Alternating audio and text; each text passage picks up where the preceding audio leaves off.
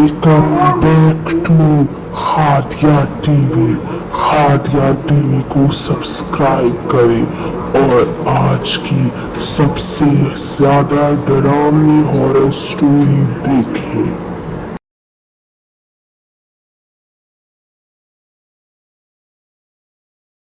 अगर आपने अभी तक पार्ट 1 नहीं देखा तो आप पहले उसको जाकर देख लीजिए, क्योंकि फिर आपको ये स्टोरी समझ नहीं आएगी।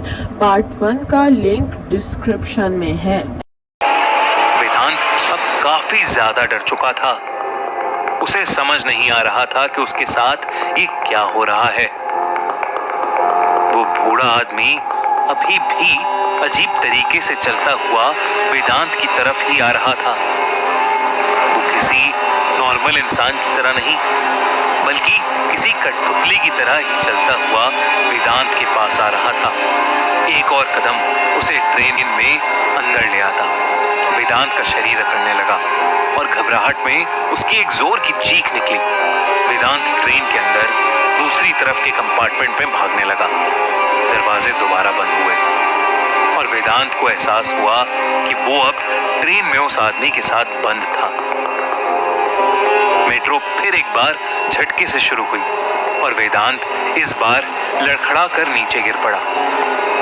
जब वेदांत ने उठने की कोशिश की तो उसने अपने पीछे कुछ ऐसा देखा जो आज तक उसकी याददाश्त में छपा हुआ है। ट्रेन जोरों से हिल रही थी। वो आदमी वेदांत की तरफ अजीबोगरीब तरीके से चलते हुए आ रहा था और जहां वेदांत गिरा था उस कंपार्टमेंट की सारी लाइट्स फ्लिकर कर रही थीं। वेदांत को ऐसा लगने लगा कि उसके साथ कुछ बहुत बुरा होने वाला है। वो एक छोटे बच्चे की तरह फूट फूट कर रोना चाहता था, पर किसी तरह उसने हिम्मत जुटाई और उठ खड़े होकर दोबारा दौड़ना शुरू किया।